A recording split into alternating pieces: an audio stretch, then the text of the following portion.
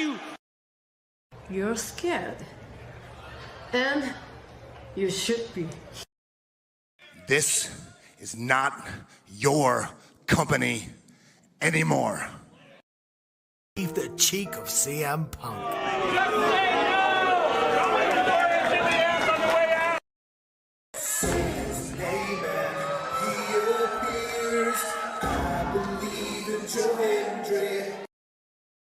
Out. Combo move. This is what they've been doing. Hey, McAfee. Everyone shut the up and sit down! We got a mom in the front row who taught her daughter how to suck dick. I'm Mina Shirakawa. I used to be a model. I want to put on a big show. And that's the bottom line, because Stone Cold said so.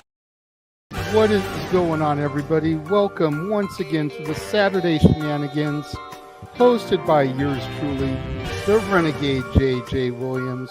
Hi, guys. Hi, guys. CM Punk drama bullshit to the side. I still consider Hangman the worst AEW champion they've had. First of all, we're going to bring in Walter Cruz. I said that as a joke when, what's his name, did his promo Monday. He said, I'm from a prestige university. I said he majored in Steiner math. We've got the Heb man, James Hebert, in the house. I do really cool and dumb things on the internet. Right. A lot of shit going on here. A lot of fucking crazy ass shit. Where is Noah JD? Well, say his name and he appears, because we believe in Noah Foster. Fuck is this intro? It is one of those things where as fans, we do have these desires of what we want to see, but sometimes you can't always get what you want, and there are reasons you truly don't get what you want. I wouldn't even listen to this in Grand Theft Auto San Andreas. What the fuck is this shit? God, rapid whack. Like I said, never been a greater time to be a wrestling fan, and with more companies in a more lucrative spot, in a more comfortable business spot, in a sense of mind, it seems, than ever. Again, WWE is not the only one. It is not the end-all, be-all. So let's go back to the Renegade Wrestling JJ Williams to get the official word. JJ, speak! Make sure you tune in every week, because you never know who's going to drop in to join the shenanigans. Catboy is in the house. Hello, my internet family. I say if you want to make them as evil as possible, make them really mad. We have Mansfield joining the party now. What is going on, Josh? Like I told no one when we were in Cleveland, him joining Chase U was just an unfortunate side effect of my shenanigans towards you, JJ. I know how it can get better, Noah. The panel chooses you. Shut the fuck up, Josh. He said that so like. We got some of the intro back. Yeah, I was gonna say. Just think how you and I had lunch together the other week. That was different. Ladies and gentlemen, the King is here. Say his name and he appears. We believe in King A-Train. There are so many believers in Joe Hendry. The only person on this panel that doesn't believe in Joe Hendry is King A-Train.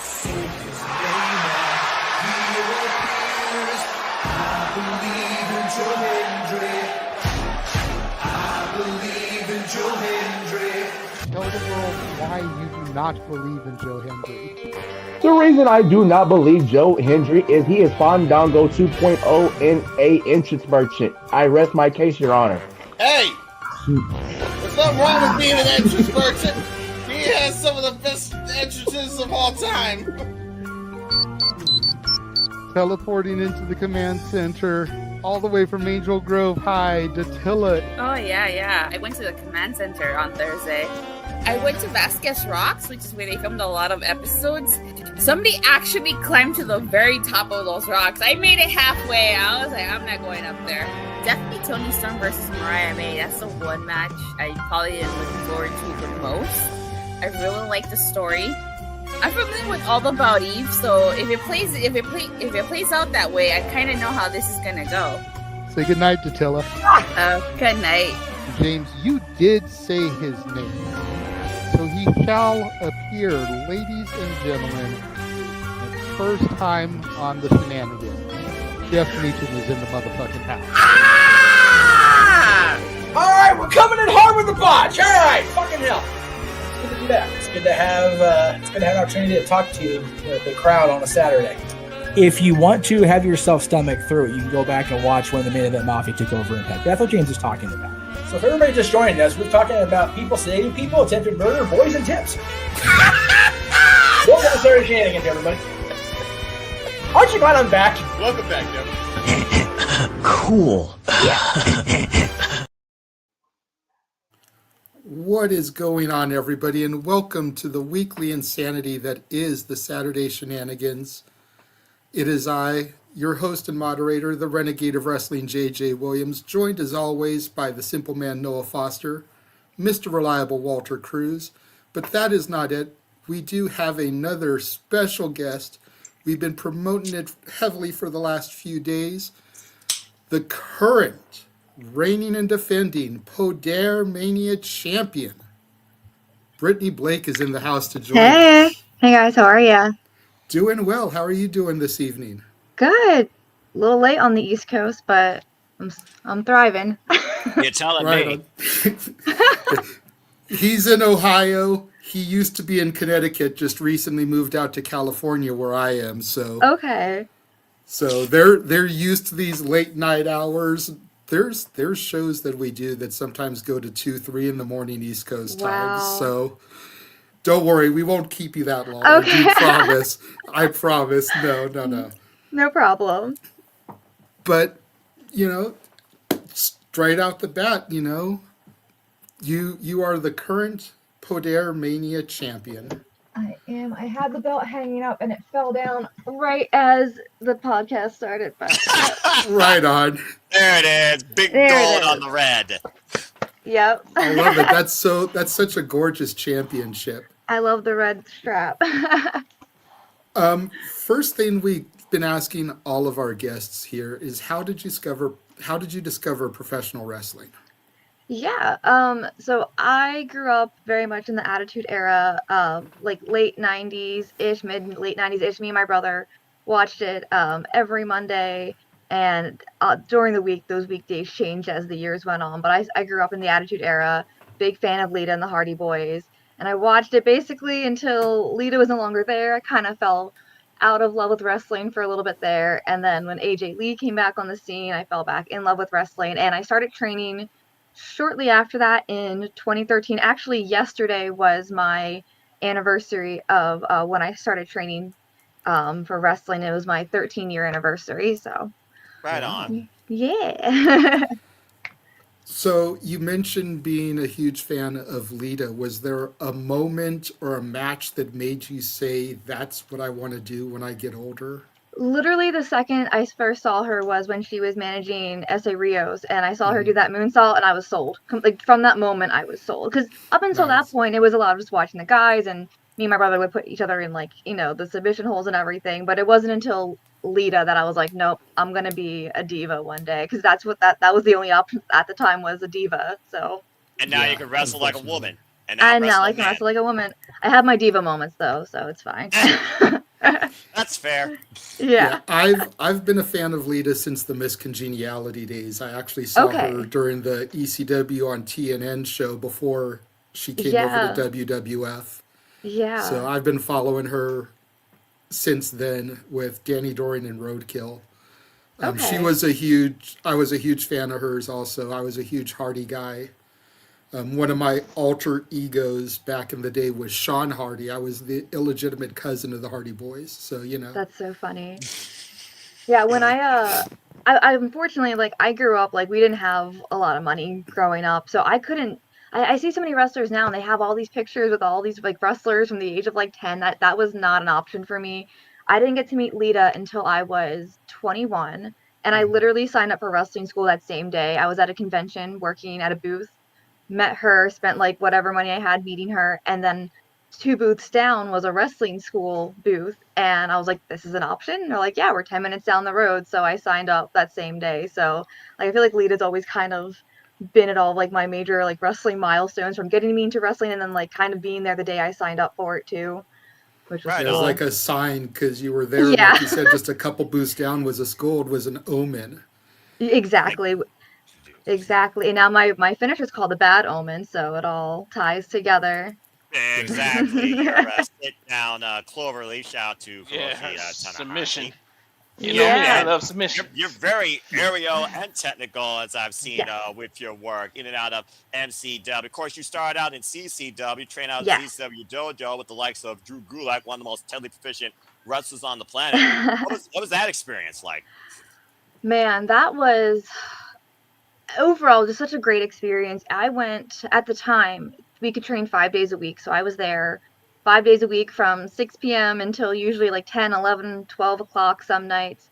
And we did everything. It was a lot of, it was physically hard, it was mentally hard, but I mean, and I was with such a great class. Like the people that I trained with, we all wanted to get better. I think that's why we all ended up, doing so well, because we just really, really wanted it. But yeah, it wasn't easy. And there's a lot of like, looking back, I'm grateful for, but a lot of just like psychological, like, you're second guessing yourself, and you're put into these situations where it's like, man, like, is this? It feels like everything's like a trick. Like everything feels like it's a rib, But that's part of it. They want you to kind of like think on your feet and figure out things on your own outside of just the technical aspect of it. A lot of it was mental, which I appreciate looking back. But yeah. We had a variety of trainers. So Drew was one of them. But we had, one day of the week would be really technical wrestling. One would kind of be more focused on the basics. I had trainers that were really helpful with like showing me how to do high flying, even if they weren't doing the high flying themselves, just basing for everything. So we had a really good variety of trainers and people coming in and out of the school. A lot of really good seminars coming in. Just such a very good, well-rounded environment to be in. And now I'm actually one of the coaches at Catchpoint in Baltimore. So I went from one of being, so now I kind of work for Drew. That's awesome. That's awesome. Were there any other notable names to come out of your class? Yeah. Probably one of the most known is Penelope Ford. She came in a few months after me. But it was me, it was Connor Claxton, Frankie Picard was in there, Kurt Robinson. Yuta was also like closer to the Penelope Ford part of the class. Like they started a couple months after us, so there was some really good talent to come through the school at that time. That is awesome right there. I love the fact that now you basically went from student to protege to assistant in Maryland Championship match of all places, not too far away from your literal origin. So that's gotta be a cool full circle moment for you. Absolutely. Yeah. Everything always feels like it was meant to be, and everything worked out exactly as it was supposed to. What made you decide to use a submission for your finisher, having been so heavily inspired by Lita and the Hardys? Because at the time we were doing Dojo Wars every week, and Drew would give us homework every week. And one time it was, hey, you need a submission for your next match. Like, you have to have a submission. And at the time, I was working very closely with Christina Von Eerie. I don't know if you guys remember Christina Von Eerie. But me and her trained together a lot early on. And it wasn't her finish, it was just a move she did, was a Texas Cloverleaf. And I was like, hey, can I borrow this? I need a submission to do. So she showed me how to do it. And then we kind of like tweaked it and modified it to be more for me. And also I go into it a lot of the times with a head scissor, so we wanted to incorporate a little bit of high flying into the submission. So yeah, it was kind of I had to think on my feet, but it ended up working and it ended up being a really cool submission. So it eventually became my finisher. I think initially it was just a submission I would use, but it became my finisher at some point. Yeah, you do like the La Mystica armbar takedown, and then you float over into the hammerlock and trap the legs. Brilliant sequence into that finish that has been the culmination of many of your match wins. Yeah, and I mean that is the most common way I go into it, but I'm like, I have the list of 1,000 holds. I have like 1,000 different ways to get into it at this point. Like I can get into it from the ground, from up high, from the middle. Yeah, I can get into it. I can go into it from the other side. Like I have that move mastered at this point. And if that don't work, you just double stomp the opponent in the back of the neck. Exactly. And if all else fails, schoolboy, always Yes. works. It wins a lot of matches. It does. Fundamentals. More are than a blue always thunder the bomb. success. It's true. Don't do that. I'm sorry. I love giving him that about a blue thunder bomb because how often do you ever see it get a 3 count? It's a gorgeous move, but it almost never wins a match. You know what's funny? I take those all the time and I kick out of them every single time. Eventually, somebody's got to make that their finisher, and people. I don't think I've ever lost to a blue thunder bomb before. Oh my god! Well, one of the things we do here on the channels is we do watch-alongs and stuff. This is our regular play-by-play guy, so that's why he's so technically, knowledgeable of the moves and stuff. Efficient, also efficient is what I was looking for. I look also into the wrestlers that come to the story they tell based on their personality, and your background offers a ton of personality, way beyond what we learned in your little YouTube highlight reel and some of your cosplay work on X, by the way. So you're obviously a big Japanese anime fan. You go all the way back to the OGs, whether it's Pokemon or DBC, etc. So mad respect to that. So when did cosplay became such a focal point in your life? So I grew up watching anime long before wrestling. I would wake up for elementary school watching Toonami and, Sailor Moon and Dragon Ball Z and all of those shows in the morning. So I was into anime way before. Hell yeah. I don't know if you can see all my shelves behind me, but I'm a huge collector. And this is only a fraction of what I have. Yeah, it's just a fraction. So I got into anime early on. It was never cool to watch anime. So I have a little bit of bitterness for now that it's cool, but I got into cosplay around, it was 2010 was my first convention. It was Anime Next up in North Jersey, and that was just the second I went to that convention, I was like, I need to do this forever. And for a while I was actually kind of not making a living. I was living at home, so it's I'm paying my own bills basically with cosplay at that point, and I was going to conventions a couple times a year. And every convention I would do 4 or 5 new cosplays. So as I've gotten older, I've kind of scaled back on that. But I mean, it really, I feel helped me. I feel cosplay and wrestling kind of go hand in hand. And, I feel there's so many nerds in wrestling. So, I mean, I've made a lot of friends through that as well. But I still go to conventions. I just went to KatsuCon last week and I actually cosplayed as Lita. I saw the picture. Yeah. I saw that. The original Women's Championship. I go from their Monday Night Raw. Yeah. But yeah. You were saying, Walter? I go to all Comic-Con, so I know. I actually met New Day dressed as Cuphead, and they kept bothering me the whole day. They loved me and my kids because we were all dressed up. I've never cosplayed at a con, but I did really go all in one year for Halloween, and I made myself a Riddler outfit. Hell yeah. The suit and everything. I found a green suit at a thrift store, ironed on the question marks and everything, totally tricked out. The only thing that was actually bought was the question mark cane that I got at a Spirit Halloween store. Yeah. Everything else was customized. I found I love that. St. Patrick's Day hat at Dollar Tree, took a little band on it, ironed on a question mark on the top, so I had the little bowler hat. Yeah, that's commitment right there. I love that. Those are. I feel those always hold a dear place in your heart when you have those cosplays. I consider myself cosplaying since 2010, but I did some characters for Halloween in high school. Yeah. And did you guys play Soul Calibur at all? Yeah. Are you fighting games? Yes. Okay. I'm a big fighting game girl. So there's a character called Tira from Soul Calibur 3. Look, Walter's already. You're speaking his language. We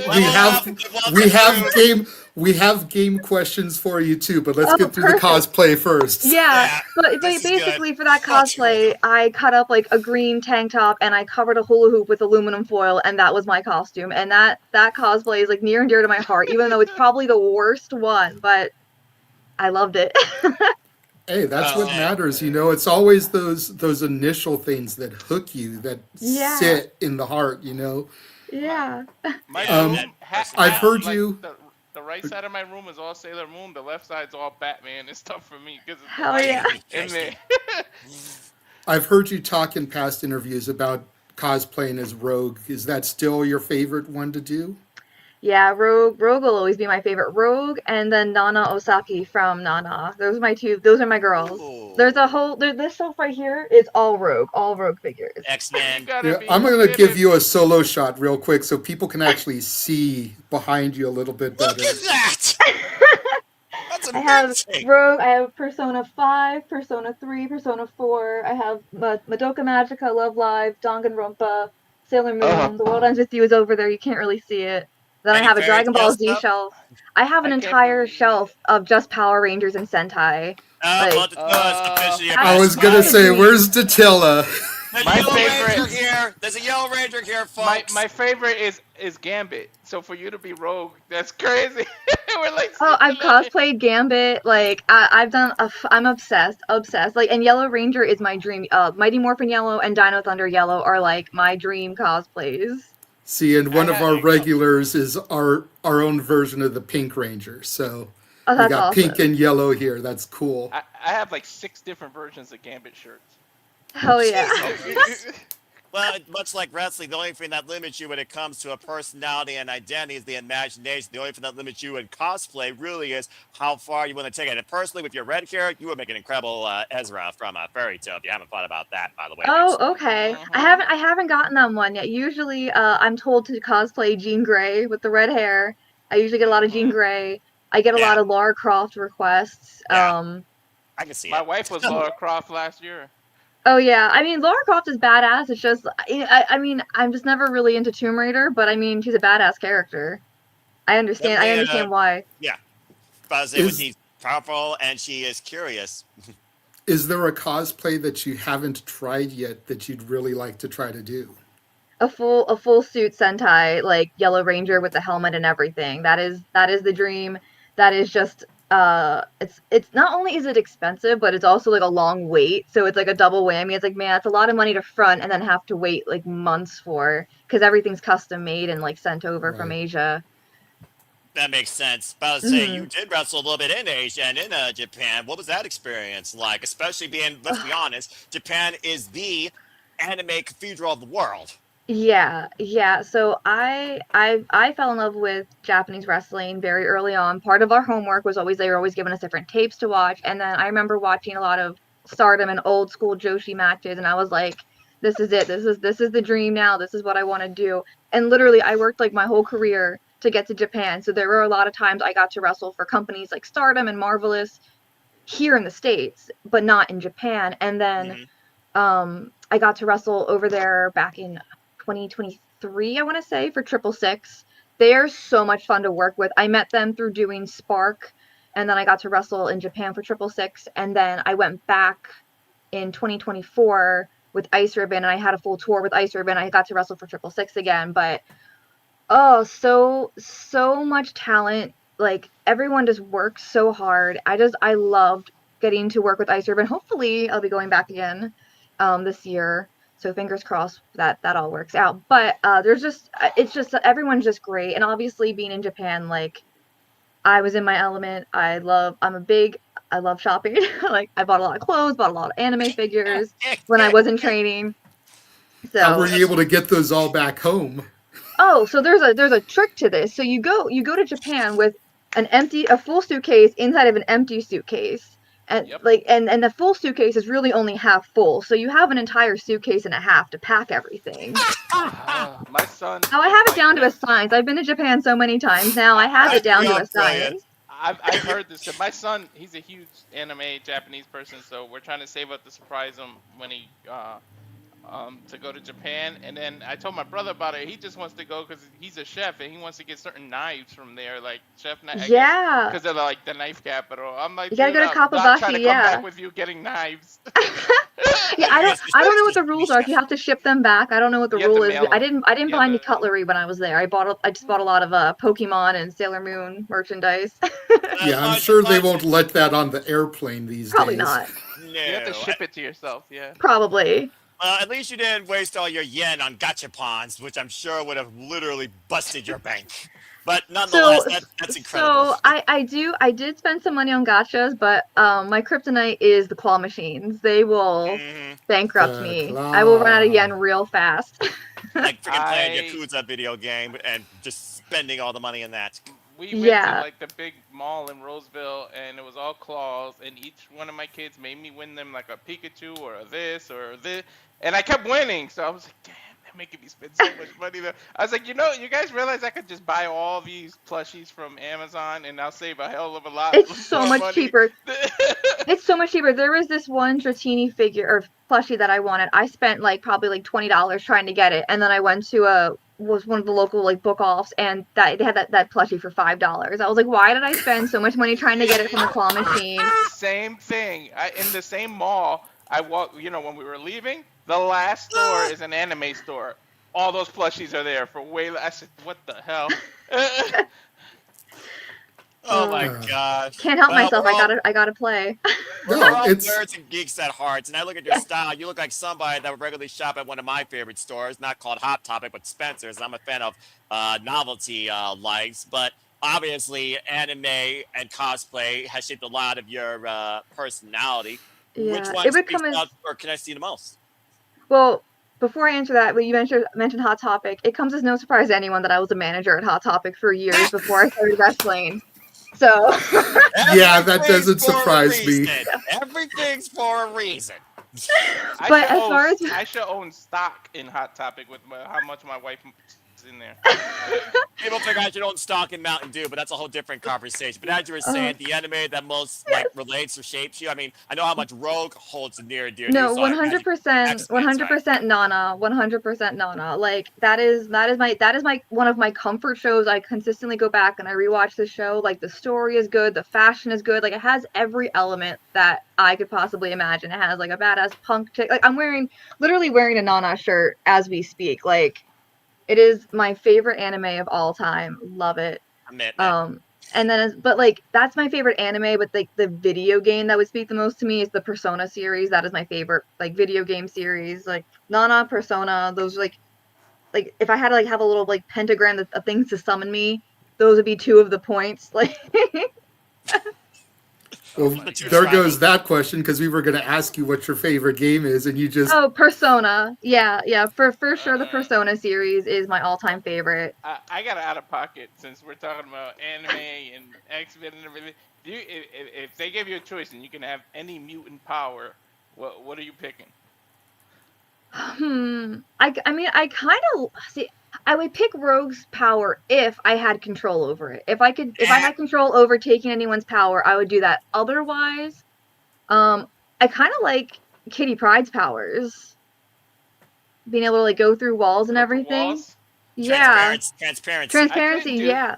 I couldn't do that because the bad boy would come out. I'd probably go inside banks and start stats.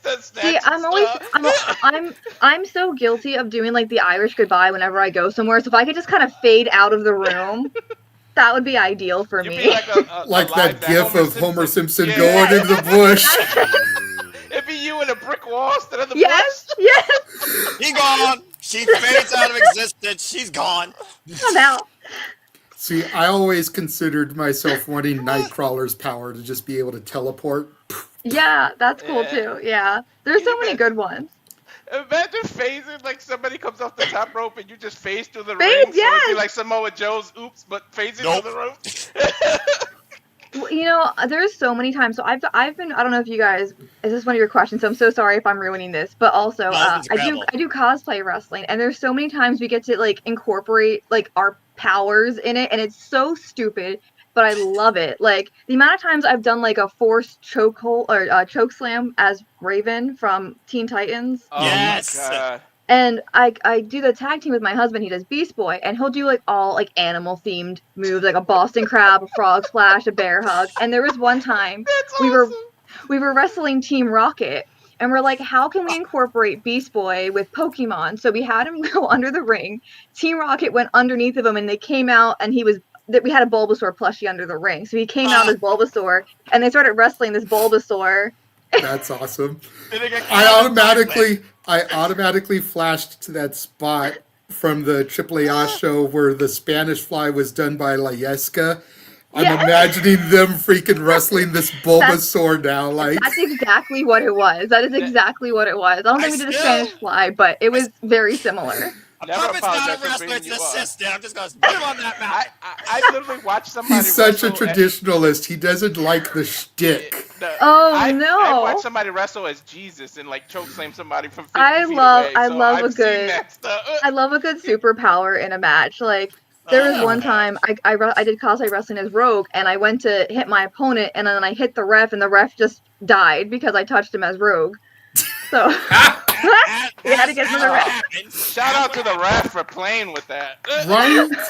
I mean, wrestling is improv, and that's about as improv as it gets. Speaking of cosplayers and wrestlers, heck, you shared the ring with Chris Statlander, who once thought he was the greatest alien or greatest thing out of space, and here she is, former AEW women's champion. So, again, cosplay and wrestling almost go hand in hand with They do. the personality and the story and the landscape that we speak.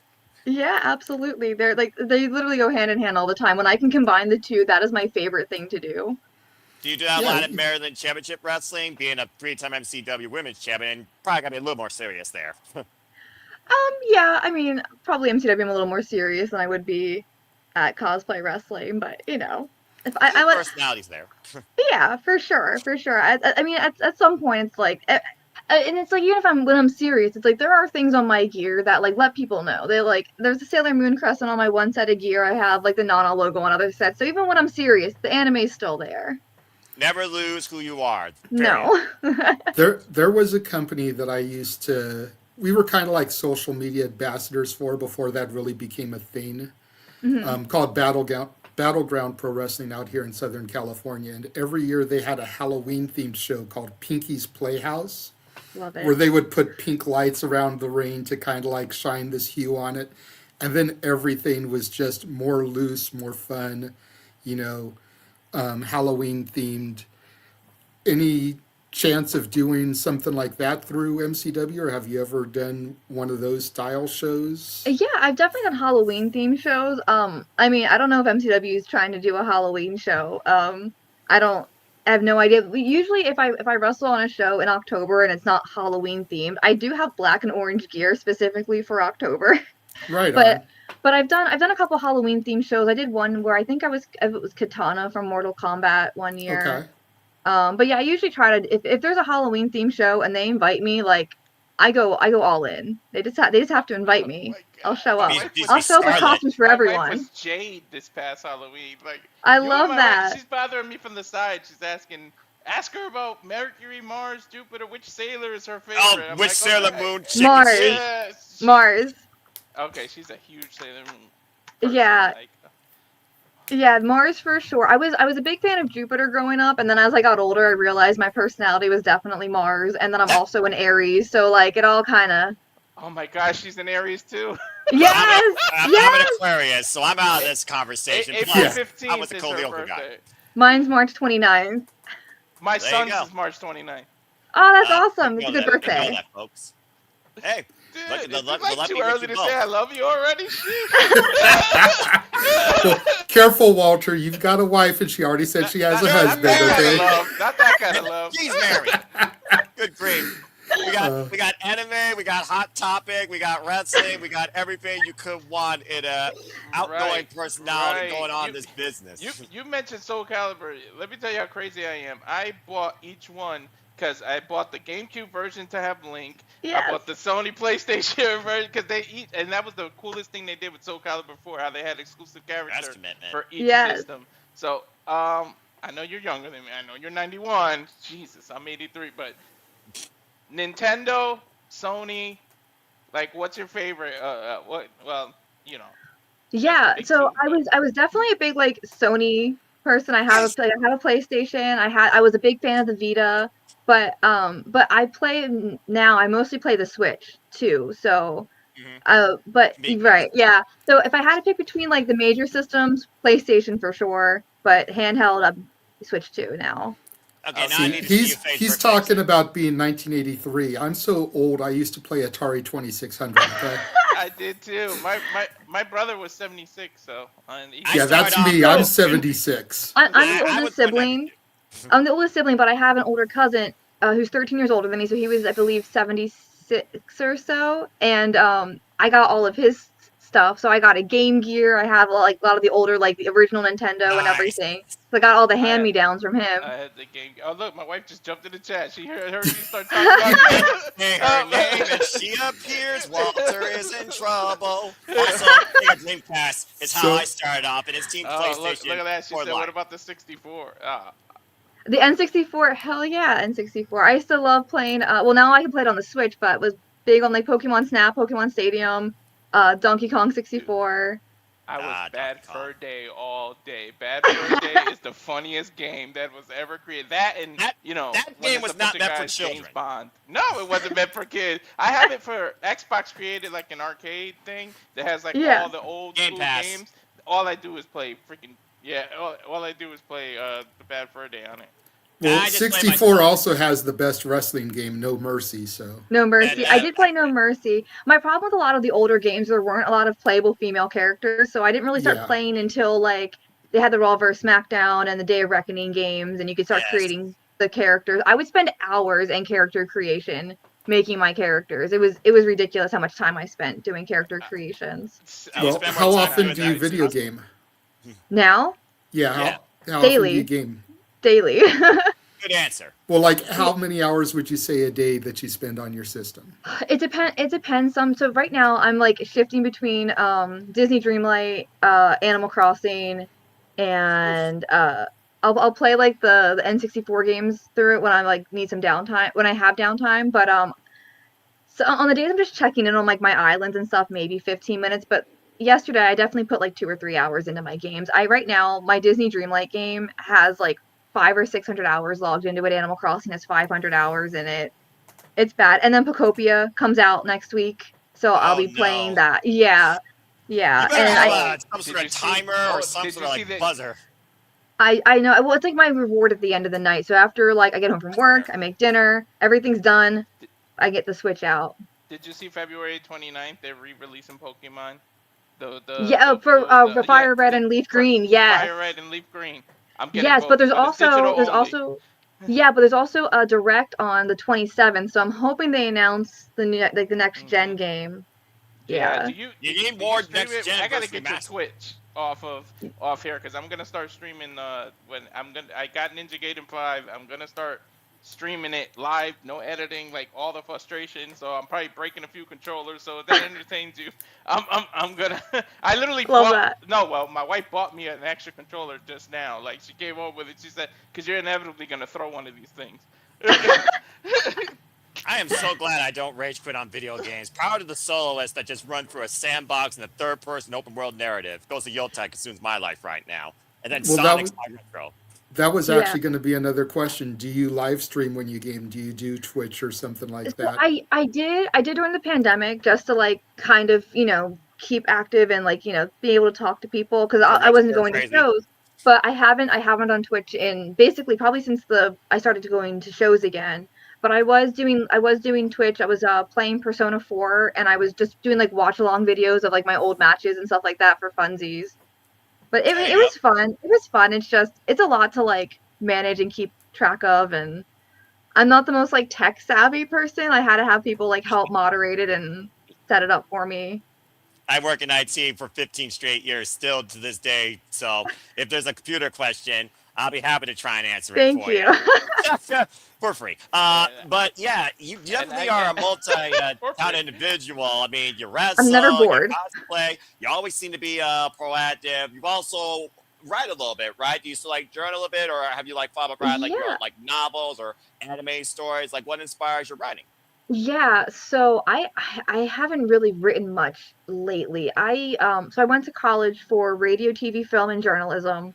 Journalism became a minor because I ended up hating it. I was like, oh, everything is fake in the world, so I'm not going to be a journalist. But I did a lot of creative writing. But I did write a couple short stories, and like I wrote a novel with the intention of making a whole trilogy. But like my writing has always kind of been for myself. Like I never wrote with the intention of like putting it out there. But it was a really good it was a good release and a distraction for me. I love reading. I also have like a library of books. So like I was always big on just escaping, whether that was video games, writing, wrestling. Like the real world sucks. So sometimes you just need to like escape from it, Amen to that, sister. Right on. great. You're literally the same as my wife. She says the same thing. She's addicted to reading and everything. She's just it's escape. I think me and your wife would be best friends, honestly. Like serious. Let me tell you, we interviewed another wrestler, and her name is Tiffany Nieves. They literally call each other cousins already. They That's made a plan to go hilarious. hang out and go to dinner and stuff. I'm like, how you gonna take over what I do with the interviewing the wrestlers and everything? Right? And to think this guy's the one that spearheaded all of this. And of course, speaking of wrestling, you have been such a consistent presence, part of the Poder promotion outside of Poder Dos. How did that all start with you and Podermania and Ed in San Antonio?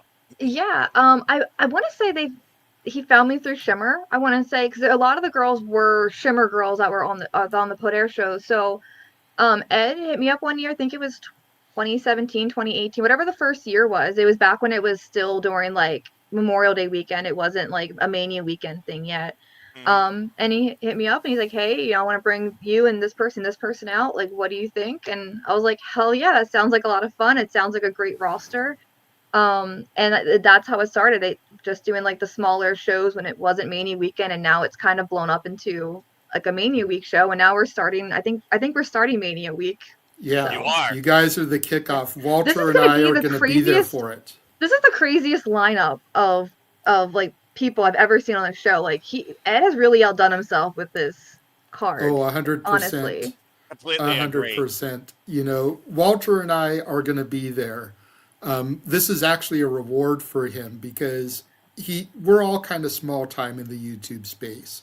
So his wife made a deal with him that if he got to 200 subscribers, she would send him to Vegas for Mania for like a week. God. So he got to the 200. Yeah. Him and I are going. We've got an Airbnb. We've got tickets to all the collective shows. We're going to be there front row for Podermania. You know, and once we knew that all this was going to happen, I reached out to Ed when I saw him start publicizing it, and was just like, dude, do you want to come onto the show and talk about it? Mm-hmm. And he was gracious. You know, January 10th, we had him on. He started announcing all the people that were going to be there. And then as, you know, he started announcing it on social media, I started following each of you girls so that I could try to get you on the show like we have right now. We had Rachel Leigh on February 7th. The Princess of Perfection. We've got Kaya McKenna coming up, Love Jocelyn Kaya. Navarro. We've got Alejandra Quintanilla and Izzy Moreno all coming up. Got the full lineup coming. Hey, we're trying to help get the name out there. We are huge advocates of women's wrestling. Damn it. And we don't feel that women's professional wrestling gets the respect it deserves in the space. But at least there's more opportunity than ever, and I am so glad to see that, especially with you talking about Japanese strong style.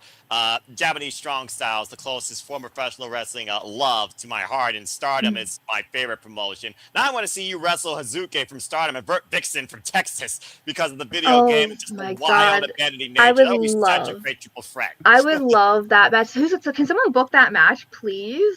Book it, please. That I love strong style, but I also like the high speed one, the high speed style. So like I would love to wrestle Azumi or Starlight Kid. Yes. I got to wrestle Azumi in a fatal 4-way, which I'm like, I got a little taste of it, but I need a full match. You need to go after the speed. You need to go after the high speed championship now. I know. Stardom is his love language, I'm telling you. Yeah. Japanese pro wrestling, period, but definitely Stardom. Well, you know. They're all great. They're all great out in Japan. Like all the companies have such great rosters. Like, you can't go wrong with whatever company you watch. Ice, Promise, Sendai, even the newest one on the scene, Marigold, and that's just name a few. Tokyo Joshi, Pro Wrestling. Again, you're right up my alley. Yeah. I'm the more I like transitional wrestling and grappling, and I'm an MMA guy, so. When you can mix it, like stuff like Bloodsport, like would you consider ever doing one of those? So I actually have done one of those. I would do them again, but it's not my favorite. Like I feel like in a wrestling match I can hold my own, but you put me in there with like a trained MMA professional, it's not going to be good for me, especially when I'm not training extra beforehand. I'm just going into it with my like normal wrestling background.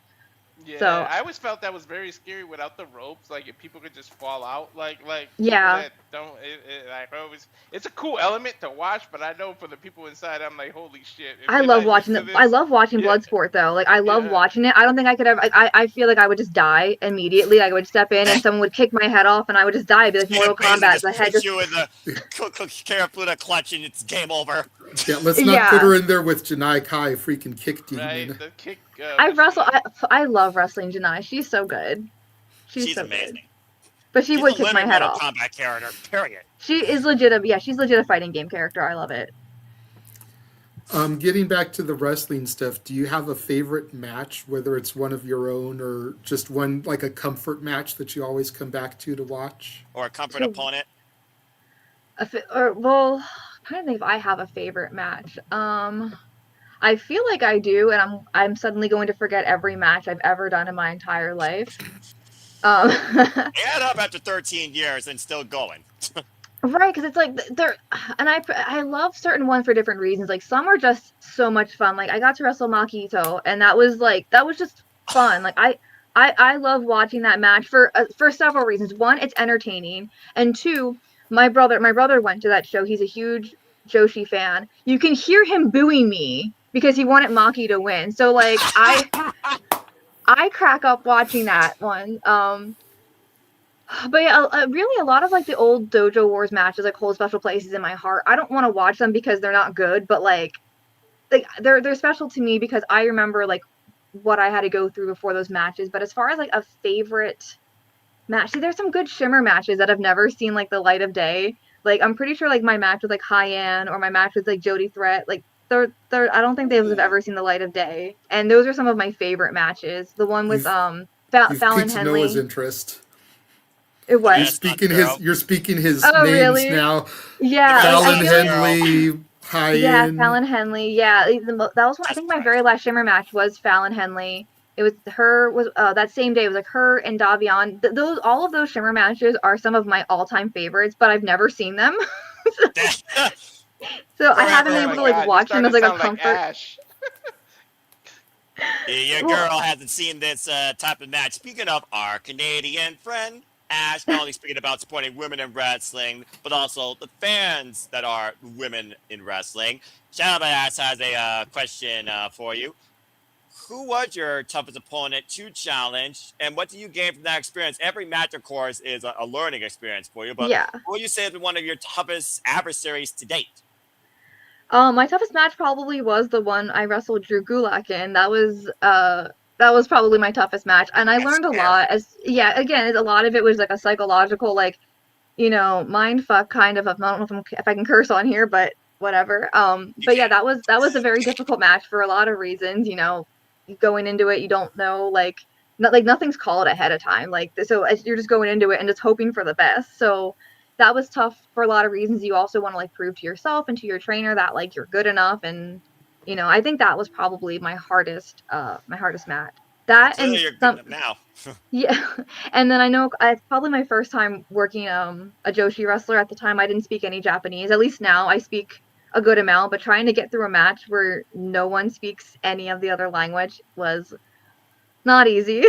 Yeah, that Rama casual match in the 666 you referred to, hearing the Japanese commentator all over your match and the subtle Japanese just call out by the ref, that must have been different. Of course, you also are a little bit multilingual, Japanese at times. Of course, you've had to learn that being a bit of a world bender, so kudos to you on that. Yeah, and thankfully by the time I wrestled Ram, I already speak like an N5, like it's like a basic level of Japanese, and Ram also speaks some English. I think her English is actually very good. I don't think she gives herself enough credit, but Ram's awesome. Arigato. So what would be like for 2026? What are some of the goals you set for yourself, and how close have you been to achieving them, or have you met every single one you've set already?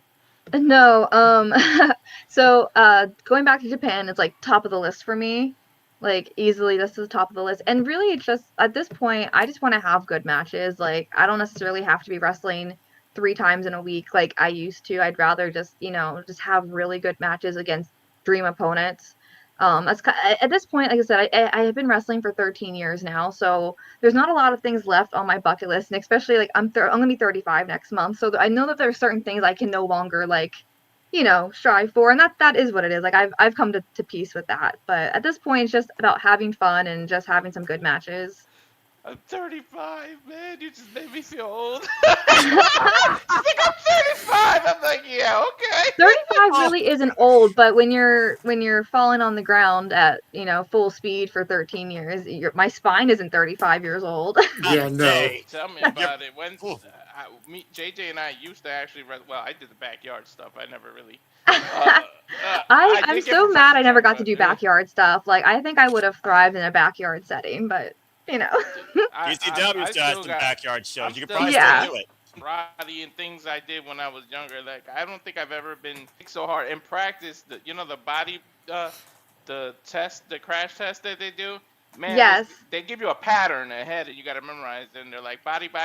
Man, the guy didn't listen. So when I went to go protect the face, he went to the body. That was like the hardest thing I've ever felt in my life. That kick, I was like, oh my god, dude. Oh. I was like, I'm not sparring with this guy ever again. So we've got Podermania coming up. Yes. You're going to be defending the championship against Shotzi Blackheart. Hell yeah. Is this a match that you wanted? Is this something that you're looking forward to? Do you want the opportunity here to cut a little bit of a promo on Shotzi? So, I mean, I did want this match. I asked for this match. This has been one of my dream matches. Me and Shotzi have been in the ring a couple times in scrambles and multi-man tag matches. We've never had a one-on-one singles match.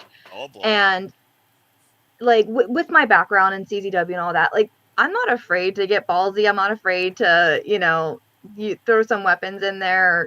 I just want to literally leave everything in the ring with her, whether or not I come out as champion. I just want to go in there and just give her my all, because there's not a lot of people that make me want to do that. There's not a lot of people that make me go, I want to do everything I can possibly pull out of my hat of tricks, or trick of hat, you know what I mean, Yeah. So at this point, I just want to go in there and have the best match we can possibly have, and probably do some dumb shit and let me call the craziest thing possible that can happen between you two. I will love yeah. it. Yeah. I'm sure that made it Scott will as well. As of right now, you're undefeated in Podermania, so do you feel that that's in jeopardy at all here?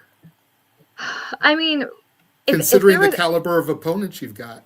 Yeah, I mean, if there's anyone that would make me feel like I'm in jeopardy, it could be Shotzi. But I mean, I've had some really tough opponents. It's been what, Billy Starks, Christy Janes, Zoe Lucas, Ren, Manny Wazowski, yep. There's been a couple tag matches in there, but yeah. So I mean, I'm not afraid of anything. Like, I'm not afraid to put my streak on the line. I'm a fighting champion, and I asked for the best that Ed had to offer. Shotzi is the best, although this is a crazy lineup. Like, really, any person on this card could have been a main event match. Like, even though like this is the championship match, any of those matches can be could be main event matches. Everyone is just so talented on that card. For all you know, you might literally get called out after you survive Shotzi. Your next challenger might literally come out that same night. Please, I bring it. Like, I just was, like I said, I just want to fight the best right now. Like, that's all I want to do. I want to, have really good matches with really good people. So if someone wants to call me out after the show, by all means, go for it. Do you have a preference of working face or heel? Not really. Like, I have a lot of fun working heel. But I do like working face too. I really have no preference. I like that I get to mix it up, and I don't have to be stuck in one or the other. Follow the line. Be a vigilante. Right down the middle. I'm definitely not right down the middle. I definitely am one or the other. Just it depends on where I'm at. That's fair. Yeah. Usually people hear that I'm from New Jersey. It's immediate booze. That's fair. Hey, at least it's not the Vandal 48 where they chant "fuck Ohio" every time they come to the ring. Hey, I would also chant "fuck Ohio" if it's up to me, but. I'm in Toledo, so you know that is Ohio, but we're right there by Michigan. But it is what it is with this tiny little town. But It's a better part of Ohio if there was ever a better part of Ohio. I appreciate that. The born and raised Toledo, respect Toledo. You freaking never mind. You know, By the way, anything so AIW, anything past that line, fuck them. okay, I can agree with that. There we Hey, go. she's from the same town as the Virtuoso the Operato. She's already in my good graces. I'm happy for her. We'll carve that piece of Ohio out and we'll say it's good. Yeah, exactly. So with all the women that are on the card, if it hadn't been Shotzi, is there another woman who you really would have liked to have defended the title against? Man, I'm trying to think of all the people that are on the card because there's so many. Let me think. Who else is on the card? So I'm trying to think of who else. I don't remember them all off the top, but you have Shazza McKenzie, you've Jasmine got Nixie Allure. Excess, Jasmine I Allure. wrestled Shazza. That was another Poder match that we did. That was a lot of fun. You've got Izzy, you've got Brittany Brooks. Oh, I would love to wrestle, but you know what though? Actually, if I do know, if it wasn't Shotzi, I would want it to be Toga because I love me some hardstyle wrestling. Good choice. Yeah, it would have to be her. But there's so much talent. There's Little Mars. There's who else is on the card? I've wrestled Leva and Sue before, but like I will wrestle them any day of the week. Love them. But yeah, literally anyone. Like if any one of those women want to challenge me directly after my match, I'll just wrestle again. It's fine. We'll have a gauntlet at this point. Just keep sending them out. You know. Careful, You heard it, Ed. You heard it. You heard it, Ed. If we Ed, got you're media all out. it would be close. Careful. Nani Takahashi had a gauntlet match till she had no more passion at the end of Merry-Go and her retirement. You might be setting yourself up for a very long night in Vegas. You know what? If that's my retirement match, if my retirement match is going through the whole Poder locker room, I'll retire. I'll retire next month or not in April. That's fine. That's I fine. think Ed's gonna want you to retire. Yeah, no, we don't want the only match we see you in to be a retirement match. Even if it's like a 12-person gauntlet match. I mean, Ed, book it. Well, all night long. What the heck? I'll call it. Shoot, I'm the crazy man that calls it Japanese wrestling. yeah, we will be doing a watch along of it. The last time. You know, it's like me and Walter will be there, but he's going to be on the air doing the watch along of it, providing commentary for the whole show. Oh, I can't for wait. our channels. So you'll have to go back and see his commentary on it all. Absolutely. Thanks, JJ. No pressure. Hey, we've told you before, man. You Joey Styles it sometimes and do a call solo. It's like you can be a real play-by-play announcer for a company. You've got the skill. Again, this is just for the fun and the love of wrestling and the wrestlers. But yeah, speaking of which, talking about how there really is nobody that you're intimidated by or you welcome all comers. Thinking about not just those incredible female athletes at Podermania, what other female figures of the business, Japanese, domestically, big two companies, do you look at as maybe somebody that you will surpass maybe one day or kind of has been an influence on you per se? Oh yeah, I mean, I'm not surpassing. These women are just out of this world. Like when it comes to like when you're talking about like the two major companies, like Rhea and EO, or those are two of my favorites. Like they're just so good. And then I mentioned earlier like Azumi and Starlight Kid. They're just so good. Like at this point, I'm not trying to surpass anyone. I'm just trying to have fun and give people good matches. At this point, I'm not trying to surpass anyone. At this point, the love of wrestling. You're truly in it for the love of wrestling. I am. I'm a lifelong fan, of course. I'm not at this point. I'm not even here to make money. You know, like I'm just here to have a good time. There's a reason I do this for The free. money would be as an added bonus. The money's a bonus, but I'm definitely not like trying to get a contract at this point. You know, like, I'm just trying to have fun on the indies and hopefully. But she's not going to wrestle for free. No, oh no. Yeah. Let's make that clear. We're not wrestling for free. I'm not There's a trying to huge wrestle. difference of for the love of huge and difference. doing it for free. No, I'm not dumb. No, I'm not dumb. No. I'm college educated. I'm not dumb. No, The of course funny not. thing is, now that you put that energy out there, that you're not looking, watch some contract come. You're gonna get reached out in the You're gonna get email caught up by Lady one of the Luck, big the ones. WID. One of No, the big let me companies. make this clear though. Just because I'm not trying to get a contract doesn't mean I wouldn't say no to a contract. Right? That's Always usually when it believe the happens, girl. when you're not looking for it. But I'd also have to make more money than I make at my shoot jobs, and that's gonna be a hard one to to come across. What other occupations do you hold outside of wrestling? What's your other activities?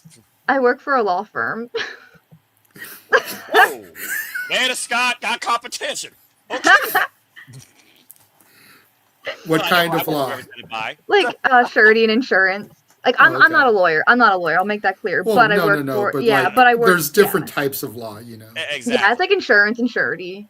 Yeah. Criminal, family, you know, that type of No, thing. although I mean, I do kind of like dabble in the criminal stuff, but that's just because I work on the civil side of the criminal cases. Okay. So, but yeah, That's fair. yeah, The criminal justice system. it's terrible, terrible. I'll make a call. I'm like, hey, what's going on with this case? And they're like, I don't know, it's just pending. I'm like, it's been 3 years. It's pending. Well, again, nothing really goes to trial, but not getting out of that bubble of nonsense. Yeah. So you like to, again, you're a cosplayer, you're a writer, you're a freelancer, you're a free spirit, honestly, Yes. for being perfectly honest here. Is there some sort of like pre-match warm-up tradition that you do, or some sort of like standard exercise? Like, how do you get ready for a match? I usually just like treat myself with some like treat. Like I always get like a little sweet treat for myself before a match. I don't know. There you go. I feel like it's terrible. Like people should like, oh, I won't eat before a match. I'm like, oh, I have to eat before a match or else I'm not gonna perform well. Like there was one time at a Shimmer show, I was like pulling teeth trying to like put this match together. I was like, you know what? Let me go across the street, get some tacos, and I'll come right back and we'll put this match together. And then that's all I needed. I needed some food, so I need to eat. I need to eat. That's basically all I do. Like pre-match. I mean, obviously like stretches because you need to do that. But yeah, I trust that because I feel like I'll get gassy in the middle of the ring and poor opponent. Thank God it's never happened. Thank God. Well, I'm not stuffing myself, but like I'm gonna eat something before a match. Otherwise, I'm gonna be cranky. I was gonna say you got to be careful. This is Vegas, home of the buffets. You don't want to overeat. There's a Mongolian like stir fry place that I go to every time I'm in Vegas. Like that's like my first stop for food. Speaking of food, one of our friends, the Canadian King of Food, says, "What's your pre-match meal?" I don't have a specific pre-match meal. I just have to find something. Like if I'm going to a venue that I'm not familiar with, first thing I do is I look up like what places are around there. So, but if it's just like a pizza place, cool. If I can find like a Sheetz or a Wawa, I'm fine with that. I just need to get something in my stomach, or I will. Pizza. Do you have a go-to like food or diet at all? Actually. No, I eat everything. Yeah, I eat. Yeah, I'm genetically blessed. I up until now I can eat whatever I want and I'm fine. I mean, I don't know how long that's gonna last, but I'm gonna take into like. Yeah, but I mean, I love bread. I love pasta. I stare at something and gain 10 pounds. Like I'm Italian, so I love bread. I love pasta. I love my carbs. So. Yeah, you're after my own heart and the real Italian roots of my family. Oh my gosh, I love it. This has been awesome. I know it's really late for you though, so we just want to start winding this down. Yeah, and if for some reason if it goes black, I know my laptop is dying, but I have my phone on me, so I'll switch to my phone if it dies. But too long. We don't want to make. I'm not gonna kitty pride Irish goodbye, you guys. I promise. If it logs me out, I'll come right back. Don't face to the wall on us. Don't fade the black. Don't fade the black.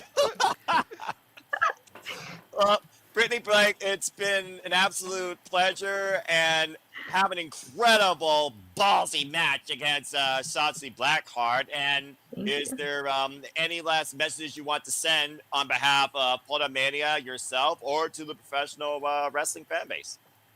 I mean, buy tickets to Podermania. I have a feeling they're gonna sell out. I think the front rows are already sold out. So go to Podermania. It's gonna be like the epitome of kicking off Mania weekend, you know. So buy tickets to Podermania. If you're not gonna be there, I'm pretty sure there's a way you can live stream it. You can buy whatever the pay-per-view is. But yeah. I think it'll be on Triller Plus. Yeah, That's, something.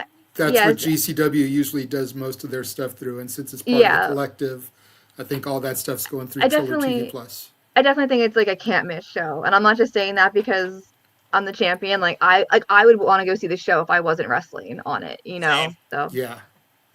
But yeah, just go buy the tickets, support women's wrestling, and where can everyone find you on social media? On Twitter, it is, or X, whatever you want to call it. It's Brittany Blake _, and Instagram is the Brittany Blake, and those are the main two that I use. So we'll be sure to put those in the description, as well as a link to Podermania tickets and then Antonio's X for further updates regarding the card in the town and how to continue to follow up with the promotion as well. Awesome. Thank you guys. Thank you for joining us and giving us an hour of your time. We greatly appreciate it. I'll talk about nerdy shit all day. I think we'll definitely have you on again, you know. Absolutely. I am involved in some other shows. One of them is called Queen's Road. It's all about women's professional wrestling. So I'll, you know, give that information to the people that run that show. Maybe they'll reach out to you, talk to you. Awesome. I'm down. And two of our girlfriends in wrestling are going to soon start a pop culture podcast, and they are defined nerds and their own rangers. I think you would make an incredible addition to that cast, whether or that not would be permanently or as a awesome. guest. Yeah, that would be a lot of fun. All right. Final opportunity. Anything you want to say to Shotzi ahead of your match?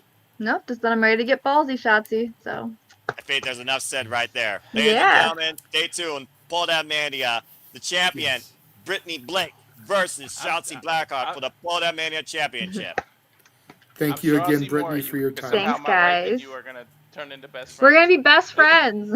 Right? And we will definitely see you when we get out there. So sounds good. Looking forward to the it. only time that she'll be on this forum either. Probably not. Thank you. Have a good night, Brittany. Wow. All right. That is one hell of a wild spirit, and I love her for that. 100%. So since we didn't run it during the show, obviously because of having a special guest, we're going to run our watch-along trailer real quick. We'll come back, say our goodbyes, and then we'll end this stream, hop over into the other stream so we can start the traditional shenanigans. All right. And now for a taste of things to come.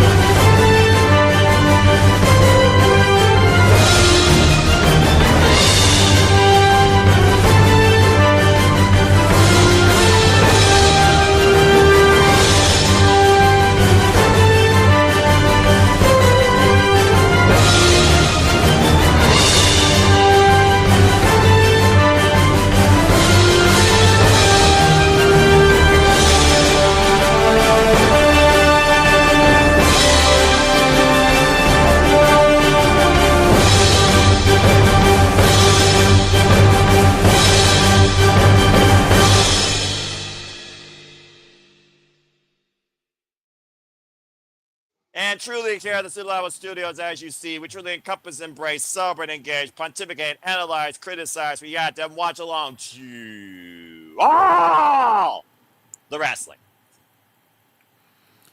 All right. Once again, want to give a great big shout out to Brittany Blake, the current reigning and defending Podermania champion, for giving us an hour of her time. Huge thank you to Ed Laredo at Ed in San Antonio, because like I mentioned, without having him on the show, none of these interviews would be possible. We are going to call this a stream at this point. like I said, we're going to go ahead and wrap this one up. Give us just a couple minutes to jump into the other one, start it up, run the intro, and we will be back with our normal shenanigans, and we do have quite a bit to discuss. We will see you guys in a couple of moments. See you in a few, folks. Thank you again, Brittany. Support women in wrestling and Podermania, folks. Get your